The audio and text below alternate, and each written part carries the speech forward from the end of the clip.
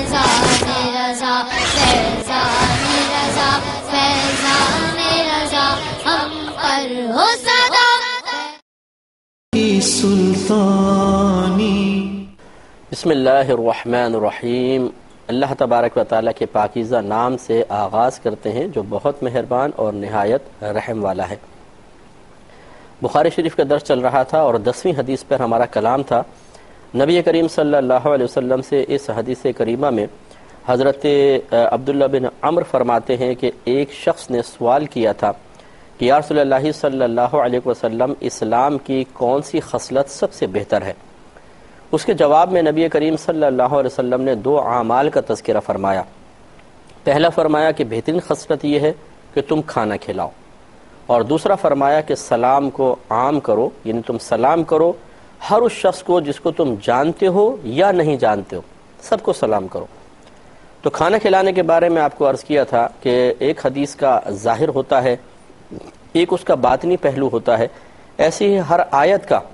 ایک ظاہر ہوتا ہے، ایک باطن ہوتا ہے۔ ظاہری طور پہ تو نبی کریم صلی اللہ علیہ وسلم نے مطلقاً کلام فرمایا تم کھانا کھلاؤ، تو کھانا کس کو کھلائیں؟ اس میں تو مطلب اگر اس حدیث کے اطلاق کو دیکھیں مطلق کے کوئی قید تو نہیں لگائی، جس مرضی کو کھلاؤ، کافروں کو کھلاؤ، مسلمانوں کو کھلاؤ، فاسق فاجر کو کھلاؤ، جرائم پیشہ لوگوں کو کھانا کھلاؤ، سب اس میں شامل ہو سکتا ہے۔ اس کا مطلب یہ ہوا کہ اس حدیث کے اگر ظاہر کو دیکھا جائے تو ایسا لگتا ہے کہ ہر ایک کو کھانا کھلانا اسلام کی بہترین خصلت ہے۔ لیکن جب ہم دیگر دلائل پر غور و تفکر کریں گے تو معلوم یہ ہوگا کہ مزاج شریعت یہ ہے ہی نہیں کہ گناہگار کو کھلا کھلا کر اتنا طاقتور کرو کہ وہ اللہ کی نافرمانی پر دلیر ہو، یا ایسے لوگوں کو کھانا کھلاؤ کہ وہ اس طاقت کو اسلام کے خلاف ہی استعمال کریں۔ اس کے لیے پھر میں نے آپ کو بتایا تھا کہ ترمذی کے اس حدیث پاک کو بنیاد بنا لیا جائے کہ نبی کریم صلی اللہ علیہ وسلم نے ارشاد فرمایا کہ تم پرہیزگار کو دوست بناؤ اور تمہارا کھانا پرہیزگار ہی کھائے۔ اسی طرح قرآن پاک کی اس آیت کو بھی اگر اس کے لیے ایک بہترین مفسر قرار دے دیا جائے، وضاحت کرنے والی آیت قرار دے دیا جائے کہ اللہ تبارک و تعالی نے ارشاد فرمایا تعاونوا علی البر والتقوی ولا تعاونوا علی الاثم والعدوان، نیکی اور بھلائی کے کاموں میں ایک دوسرے کے ساتھ تعاون کرو اور گناہ اور زیادتی کے کاموں میں باہم تعاون نہ کرو۔ اس سے بھی معلوم ہوا کہ ہمیں کھانا اسی کو کھلانا چاہیے کہ جہاں پر تقوی ہو، پرہیزگاری ہو، بھلائی کا معاملہ ہو۔ ایسی جگہ کھانا نہ کھلائیں جہاں گناہ کا معاملہ ہو اور زیادتی کا معاملہ ہو، اللہ تبارک و تعالیٰ کی نافرمانی کا معاملہ ہو۔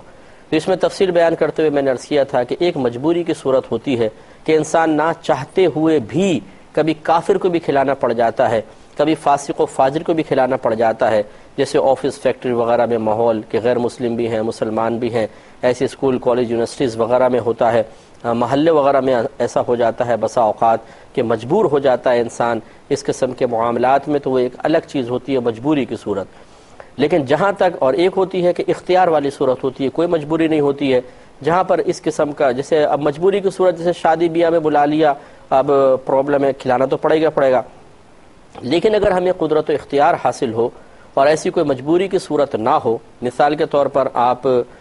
کھانا بھیجنا چاہتے ہیں، کچھ محلے میں تقسیم کرنا چاہتے ہیں، اب آپ کو پتہ ہے 4 گھرانے ایسے ہیں جس میں زیادہ نیک ہیں، نمازی لوگ ہیں، باشرہ لوگ ہیں، بہت ہی نور علی نور ہوگا کہ اس گھر میں اگر آپ بھیجیں گے وہ کھائیں گے، اس توانائی سے نمازیں پڑھیں گے، روزے رکھیں گے، دیگر عبادات کریں گے، آپ کے لیے ثواب جاریہ بھی ہوگا انشاءاللہ۔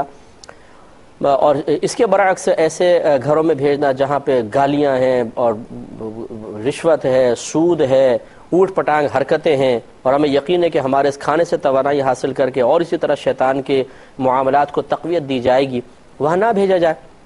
اور لیکن وہی صورت ہے کہ کوئی مجبوری نہ ہو، آپ اگر نہیں بھیجیں گے، کوئی ناراضگی نہیں ہے، کوئی پریشانی نہیں ہے، کوئی لڑائی جھگڑا نہیں ہے، کوئی دلوں میں تفریق نہیں ہے، تو بالکل اختیار ہے۔ اسی طریقے سے دوستوں کو کھلانے پلانے میں، سہیلیوں کو کھلانے پلانے میں احتیاط سے کام لیں، اچھے لوگوں کو کھلائیں، اس میں آپ کے لیے ثواب جاریہ۔ اور آخر میں ہم نے یہ مشورہ دیا تھا کہ جب بھی آپ پیسہ خرچ کرنا چاہیں، خصوصاً جب آپ کا مطمع نظر ثواب ہو، تو ہمارا مشورہ ہے، باقی آپ کی مرضی ہے، کہ ضرور ایسی کسی اچھے صاحب علم سے مشورہ کر کے پھر آپ اپنا پیسہ خرچ کریں تاکہ آپ کو پیسے کا اچھا رزلٹ ملے۔ آپ ایک اپنی قیمتی حلال روزی اگر کسی جگہ لگانا چاہتے ہیں اور آپ چاہتے ہیں کہ آپ کے نامہ اعمال میں نیکی لکھی جائے، تو نیت کا ثواب تو انشاءاللہ لکھا ہی جائے گا، لیکن ایک اور اس کے بعد ثواب کا سلسلہ ہوتا ہے جس کو ثواب جاریہ کہتے ہیں. اگر آپ غلط مقام پہ پیسہ خرچ کر دیں گے، نیت میں اخلاص ہے، اللہ تعالیٰ آپ کو نیت کا ثواب تو دے گا، لیکن ایسا تو نہیں کہ اگر آپ کا پیسہ غلط مقام پہ لگ گیا ہے تو وہ بھی آپ کے لیے ثواب جاریہ ہو جائے گا. اس میں ثواب جاریہ کا کون سا پہلو ہے؟ ہاں، اگر صحیح مقام پہ لگا اور ثواب جاریہ ہو گیا، یہ بہت ہی اچھا ہے. دوسرا، ہمارے نبی کریم صلی اللہ علیہ وسلم نے ارشاد فرمایا کہ تقرأ السلام علی من عرفت ومن لم تعرف، اور تم سلام کرو ہر اس شخص کو جس کو تم پہچانتے ہو اور جس کو نہیں پہچانتے. اس میں حکمت یہ ہے کہ اس میں محبت بڑھتی ہے. جب انسان سلام کرتا ہے، پیار سے کسی کو دعا دیتا ہے تو اس شخص کا دل خوش ہوتا ہے.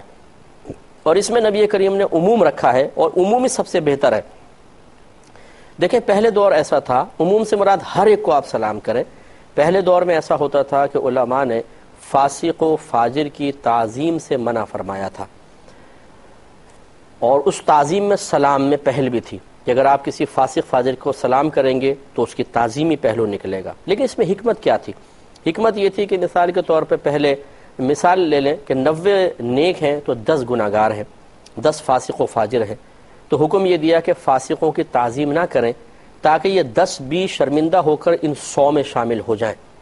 جب ان کو حقارت کا احساس ہوگا کہ ہم نے ان 100 سے پہلے 100 تھے، ان سے ہم نکل کر 10 ایک طرف ہوئے، 90 ایک طرف ہیں، اور ہم نے اپنی غلط حرکات کی وجہ سے ان سے برکات حاصل کرنے سے محروم ہو گئے، ان کی صحبت سے محروم ہو گئے، تو ہو سکتا ہے کہ شرمندگی ہو اور ان میں شامل ہو کر 100% نیکی تقوی پرہیزگاری عام ہو جائے. اس میں اگر ایسا ہوتا اس زمانے میں کہ وہ 90 حضرات ان کو سلام کرتے، ان کو تحفے دیتے، ان کی تعظیم کرتے، تو یقینی سی بات ہے کہ گناہ کرنے والا سوچتا گیا ان کے ساتھ تھے تب بھی یہ تعظیم تھی، ہٹ گئے کیا فرق پڑا.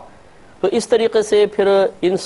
90 جو باقی بچے تھے ان میں بھی ہو سکتا ہے ترغیب پیدا ہوتی کہ یار پھر اتنا سختی اپنے شدت کرنے کا فائدہ کیا ہے، کون سا کوئی نقصان ہو رہا ہے، جیسے یہ فاسق و فاجر بنے ان کی تعظیم ہو رہی ہے، ہم بھی ایسے ہو جاتے ہیں. لیکن جب ہتک آمیز سلوک دیکھتے، ایک ذلت والا معاملہ دیکھتے تو ڈرتے کہ نہیں ادھر جانا خطرناک ہے، بھائی نیک بن کے رہو زیادہ اچھا ہے. تو یہ اس زمانے میں حکمتیں تھیں کہ فاسق و فاجر کی تعظیم سے منع کیا گیا تاکہ وہ اپنے فسق و فجور میں دلیر نہ ہو جائے اور دوسروں کو ان کی طرف جانے میں ترغیب حاصل نہ ہو. پھر دور بدل گیا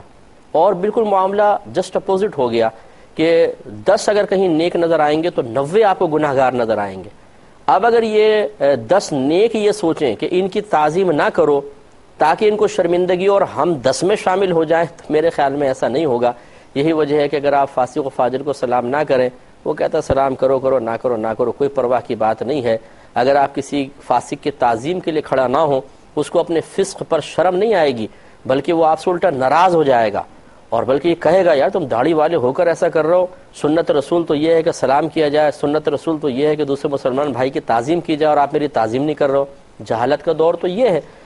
اور ایسا معاملہ ہے جہالت کا. تو ایسی صورت میں اب فاسق و فاجر کی اگر اس لیے تعظیم نہ کی جائے کہ شاید یہ نیکی کی طرف مائل ہو جائے تو میرے خیال میں یہ بے وقوفی کی سی بات ہے. اب صورتحال یہ ہونی چاہیے کہ اس حدیث کی روشنی میں اس حکمت کو اختیار کریں کہ جو گناہ گار ہے، فاسق ہے، فاجر ہے، اسے پیار سے، محبت سے، اسے اپنائیت کا احساس دلا کر نیکی کی طرف مائل کریں، نہ کہ جھڑک کر، حقارت والا سلوک کر کے، نظر انداز کر کے. کیونکہ اب وہ دور نہیں ہے کہ آپ کے حقیرانہ انداز سے، آپ کے جھڑکنے سے، آپ کے کسی کو نگلیکٹ کرنے سے سامنے والا نیکی کی طرف آ جائے. اس کے لیے اب بہترین طریقہ یہ ہے کہ آپ سلام کریں. مثلا کوئی بھی ہو، داڑھی والا ہے، بغیر داڑھی والا ہے، نیک ہے، پرہیزگار ہے، گناہگار ہے، سلام کریں گے تو اس سے محبت بڑھے گی. بلکہ آپ یہ دیکھیے اگر بالفرض آپ مسجد کی طرف جا رہے ہیں اور روڈ پہ بہت سارے فاسق و فاجر کھڑے ہوئے ہیں، لڑکے ہیں، آوارہ گرد قسم کے لوگ ہیں، باتیں کر رہے ہیں، کچھ چائے کے ہوٹل پہ بیٹھا ہے کچھ، آپ اگر السلام علیکم کہہ کر بغیر رکے چلتے جائیں گے تو وہ ایک لمحے کے لیے رک کر سلام کا جواب بھی دیں گے اور ان کے دل میں ایک محبت بیدار ہوگی. یہ بہت اچھے آدمی ہیں، دیکھو یہ داڑھی والا لڑکا بہت اچھا ہے، یہ حضرت بہت اچھے ہیں. جب مسجد کی طرف جاتے ہیں ہمیں سلام کرتے ہیں تو ایک دل میں محبت بیدار ہوگی، اپنائیت کا احساس ہوگا، پیار بڑھے گا، اور ہو سکتا ہے یہ چیز انہیں آپ کی طرف مائل کرے یا ایسے نیک شخص کی طرف مائل کرے اور پھر آہستہ آہستہ وہ مسجد تک بھی آ جائیں. تو اس لیے اس دور میں اسی حکمت کو اختیار کرنا چاہیے کہ سلام کو عام کریں. وہ ہمارے خصوصاً نوجوان بھائی اور بہن جو نئے نئے دین کی طرف مائل ہوتے ہیں اور زیادہ تیزی کے ساتھ وہ دین کو اختیار کرتے ہیں، یعنی جلدی جلدی اپنے عمل کو بدل لیتے ہیں، اپنے ظاہری سانچے کو اچھے سانچے میں ڈھال لیتے ہیں، ان میں بعض اوقات یہ اعتدال کا وصف نہیں رہتا ہے۔ وہ اپنے خاندان کے بڑوں کو بعض اوقات سلام کرنا چھوڑ دیتے ہیں، بولتے ہیں یہ چچا ہیں جو ہمارے ماموں ہیں، یہ فاسق فاجر، ہم کیوں سلام کریں؟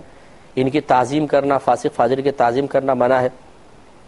یہ حکمت کے خلاف ہے۔ آپ اگر دین کی طرف آتے ہیں یا کسی دینی ماحول سے وابستہ ہوتے ہیں اور پھر آپ داڑھی رکھنے کے بعد، نمازی بننے کے بعد اس طرح بڑوں کو سلام نہیں کریں گے ان کے فسق و فجور کو دیکھ کر، تو ان کے دل میں ایک منفی تصور پیدا ہوگا اور وہ کہیں گے کہ دیکھو داڑھی رکھ کر بھی ہمیں سلام نہیں کر رہا، یہ نمازیں پڑھتے ہیں لیکن دین پر خود عمل نہیں کرتے کہ ہمیں سلام نہیں کر رہے۔ اب آپ ان کو کب تک مسئلہ سمجھائیں گے؟ اس لیے حکمت اسی میں یہی ہے کہ سلام کو عام کیا جائے، محبت کو عام کریں۔ جب آپ سلام کریں گے خاندان کے بڑے بھی کہیں گے بڑا فرما بردار، بہت اچھا بچہ ہے ماشاءاللہ، پہلے تو ہمیں دیکھ کے سلام نہیں کرتا تھا، بھاگ جاتا تھا، کبھی کیا نہیں کیا، لیکن جب سے یہ نمازی بنا ہے،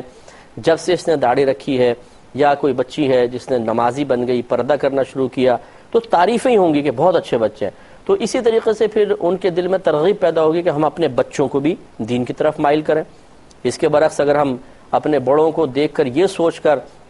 کہ جی یہ فاسق و فاجر ہیں، ان کی تعظیم ہی نہ کریں، جیسے بعض بچے ہوتے ہیں کہ ایسے تھوڑا سے نیکی کرنا شروع ہوئے، اب گھر میں مہمان آئے ان کے پاس نہیں بیٹھیں گے، بس دیکھ کر دور سے دیکھا اور دوسرے کمرے میں نکل گئے منہ پھیر کر، اور وہی بس ایک خلاف حکمت سوچ کہ ان فاسق و فاجروں کے پاس بیٹھ کر ہم کیا کریں، ان کی تعظیم کرنی پڑے گی، ان کو سلام کرنا پڑے گا، ان کی عزت کرنی پڑے گی، اس لیے ہم دوسری طرف نکل گئے۔ نہیں، آپ کو جا کے بیٹھنا چاہیے، ان کو وقت دینا چاہیے، اس طرح اچھے اور پیارے سے انداز سے اپنے آپ کو پیش کرنا چاہیے کہ جب وہ یہاں سے اٹھیں تو آپ کے بارے میں بہت اچھی خوشگوار یادیں لے کر اٹھیں، اور اپنے گھر جا کے جب وہ آپ کے بارے میں تبصرہ آرائی کریں تو وہ کہیں کہ نہیں بھی فلاں کا بچہ جو ہے نا ماشاءاللہ بہت اچھا ہے، کہ اتنی ہماری تعظیم کرتا ہے، پیار کرتا ہے، محبت دیتا ہے اور دوسرا معاملات، اور پھر وہ اپنے بچوں کو بھی مائل کریں گے۔ اگر ہم ایسا نہیں کریں اور اٹھ کے ان کو سلام نہ کریں، ان کے پاس نہ بیٹھیں، تو لازم بات ہے وہ کہیں گے نہیں بھائی ہم اپنے بچوں کو مولوی نہیں بنائیں گے، یہ تو ایسے ہی ہو جاتا ہے۔ تو اس لیے اب خلاف حکمت تھوڑا سا قدم جو ہے وہ ہمیں وہ دین کو بدنام کرنے کا سبب بنے گا، دین سے لوگوں کو متنفر کرنے کا سبب بنے گا۔ تو اس لیے اس حدیث پاک پر عمل کرتے ہوئے ہمیں چاہیے کہ سلام عام کریں۔ ہاں یہ ضرور ہے کہ بالفرض اگر آپ مہمانوں کے پاس، میں وضاحت اس لیے کر رہا ہوں کہ تھوڑا سا اس میں یہ وضاحت ضروری ہے کہ بعض اوقات کچھ بچے مصروف ہوتے ہیں، ان کے کام زیادہ ہوتے ہیں، وہ مہمانوں کے پاس بیٹھ نہیں سکتے ہیں، زیادہ وقت نہیں دے سکتے ہیں، اور ان کو جانا ہوتا ہے۔ تو اب ایسی صورت میں اگر وہ بالکل نہیں بیٹھتے تو ناراضگی کا اندیشہ ہوتا ہے، اور اگر بیٹھتے ہیں تو بعض اوقات بڑا لمبا ٹائم وہاں بیٹھنا پڑ جاتا ہے، باتیں شروع ہو جاتی ہیں اور اس سے ان کو کوفت ہوتی ہے، الٹی سیدھی باتیں ہوتی ہیں بسا اوقات۔ تو اس میں حکمت یہ ہونی چاہیے کہ آپ جائیں، بیٹھیں، ملیں، اور پہلے سے ہی اپنے گھر کے کسی بڑے کو اعتماد میں لے لیں، مثلا والدہ کو لے لیں کہ میں تھوڑی دیر بیٹھوں گا، پھر آپ ہی تھوڑا سیٹنگ بنا کے مجھے وہاں سے اٹھا دیجیے گا کہ جاؤ بیٹا اچھا ٹھیک ہے اب آپ کام کر لو۔ تو بڑوں کو بھی چاہیے کہ پھر جب بچے ایک طبعی لحاظ سے اس محفل کے ماحول کو پسند نہیں کر رہے ہیں تو انہیں آزمائش میں مبتلا نہ کیا جائے، جبکہ سوچ بھی اچھی ہے بچوں کی۔ تو یہ ضرور ہونا چاہیے کہ بچے جا کے بیٹھیں، سلام وغیرہ کیا، ملاقات کی، تھوڑی دیر بیٹھے، آپ نے ٹائم دے دیا، اچھا جی اب ہم چلتے ہیں، یا آپ کی والدہ یا والد تعاون کر لیں، بڑی بہن تعاون کر لیں، جاؤ بھائی ٹھیک ہے اب آپ بیٹھ گئے، آپ جاؤ اپنا کام کر لو، اور وضاحت کر دیں مہمانوں پر بھی بچے کو کام ہے اس لیے جا رہا ہے۔ اب کوئی بدظن نہیں ہوگا، کوئی بد اخلاقی کا صدور نہیں ہوگا، کسی قسم کا کوئی منفی تاثر نہ دینی حوالے سے کسی پر قائم ہوگا نہ دنیا حوالے سے قائم ہوگا۔ یہ اعتدال قائم رکھنا بہت ہی ضروری ہے۔ نیکسٹ حدیث لیتے ہیں، 11ویں حدیث ہے، باب من الایمان ان یحب لاخیہ ما یحب لنفسہ۔ امام بخاری رحمۃ اللہ علیہ نے ایک باب قائم کیا ہے کہ یہ چیز ایمان سے ہے کہ مسلمان بھائی اپنے بھائی کے لیے وہی پسند کرے جو اپنی ذات کے لیے پسند کرتا ہے۔ اس کے تحت امام بخاری رحمۃ اللہ علیہ حضرت انس رضی اللہ تعالیٰ عنہ سے مروی ایک حدیث پاک لے کر آئے ہیں کہ نبی کریم صلی اللہ علیہ وسلم نے ارشاد فرمایا کہ لا یؤمن احدکم، تم میں سے کوئی ایک کامل مومن نہیں ہو سکتا، حتی تحب لاخیہ، یہاں تک حتی یحب لاخیہ، یہاں تک کہ وہ اپنے مسلمان بھائی کے لیے وہی پسند کرے ما یحب لنفسہ، جو وہ اپنی ذات کے لیے پسند کرتا ہے۔ تو اس میں اب یہ حدیث پاک بہت ہی نفیس حدیث پاک ہے. یہ نبی کریم صلی اللہ علیہ وسلم کے کلام کو کہتے ہیں جوامع الکلم، جوامع الکلم. جوامع الکلم سے مراد وہ کلمات ہوتے ہیں جو مقدار کے اعتبار سے بہت مختصر لیکن معانی، مفہوم اور نکات و لطائف کے اعتبار سے بڑی وسعت رکھتے ہیں، جس کو آپ یوں کہہ سکتے ہیں محاورتاً کہ جیسے کوزے میں سمندر کو بند کرنا. تو ہمارے نبی کریم صلی اللہ علیہ وسلم نے اس ایک حدیث پاک میں اس معاشرے کے، اگر میں یہ دعویٰ کروں کہ 80% برائیوں کا حل اس میں پیش کر دیا ہے، 80% خرابیوں کو ختم کرنے کا نسخہ دے دیا ہے، تو یہ بیجا نہیں ہوگا بشرطے کہ ہم اس کو اپنائیں. تو سرکار نے فرمایا کہ تمہارا ایمان گویا کہ اس وقت تک کامل نہیں ہو سکتا جب تک تم اپنے مسلمان بھائی کے لیے وہی پسند نہ کرو جو اپنے لیے کرتے ہو. تو اب اس کی روشنی میں ہمیں بھی اپنا محاسبہ کرنا چاہیے اور نبی کریم صلی اللہ علیہ وسلم کے اس فرمان عالی شان کی روشنی میں اپنے ایمان کو کاملیت کی طرف لانے کی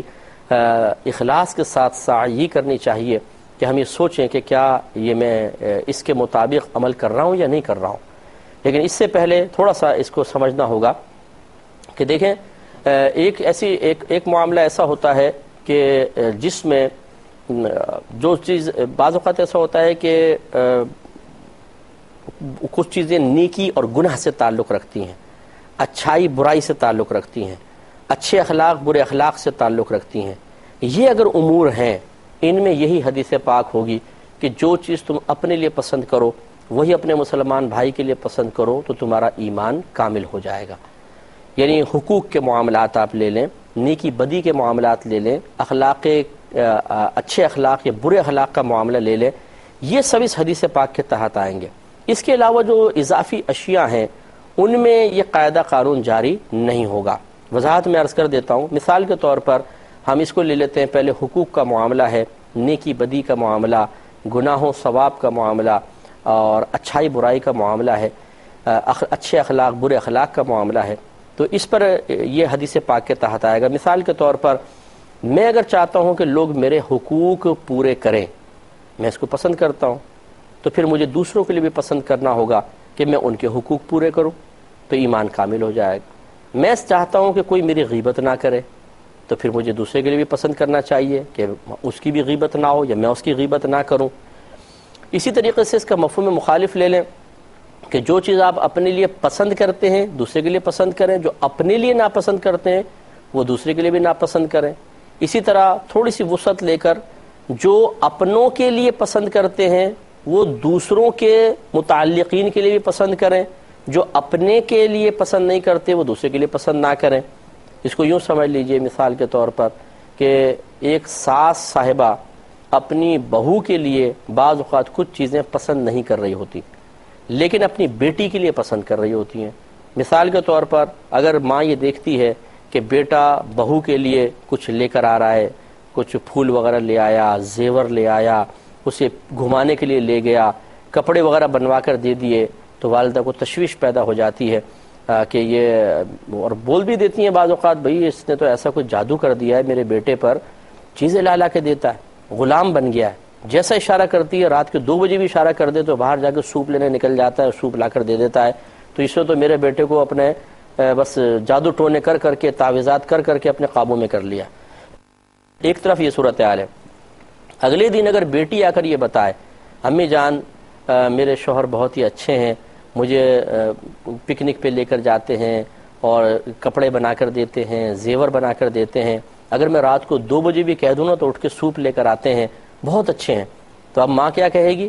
اے اللہ تیرا بڑا شکر ہے، ایسا داماد سب کو عطا فرما، تو نے میری بیٹی کو کتنے آرام سے رکھا ہوا ہے، اللہ تعالیٰ اس کو اور خوشیاں عطا فرما.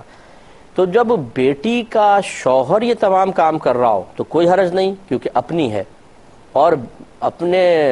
دوسرے کی بیٹی کا شوہر یعنی اپنا بیٹا ایسا کر رہا ہو تو برا محسوس ہونے لگ جاتا ہے، دل تنگ ہونے لگ جاتا ہے. یہ غلط چیز ہے. اگر ہر ساس اپنی بہو کو بیٹی کی نظر سے دیکھے اور ہر بہو اپنی ساس کو ماں کی نظر سے دیکھے، یعنی کہ میری ماں ہے بالکل اس طرح دیکھے، تو کبھی بھی خرابی پیدا نہ ہو. لیکن وہی معاملہ ہے کہ اپنوں کے لیے کچھ اور پسند کرتے ہیں، دوسروں کے لیے کچھ اور پسند کرتے ہیں، اور اس سے ایمان کبھی کامل نہیں ہوگا. انشاءاللہ اس پر سلسلہ کلام اگلے پروگرام میں بھی جاری رکھیں گے. اللہ تعالی ہمیں عمل کی توفیق عطا فرمائے، آمین۔ وآخر دعوانا ان الحمدللہ رب العالمین۔ اے اللہ دین تیرا ہم پہ احسان تکمیل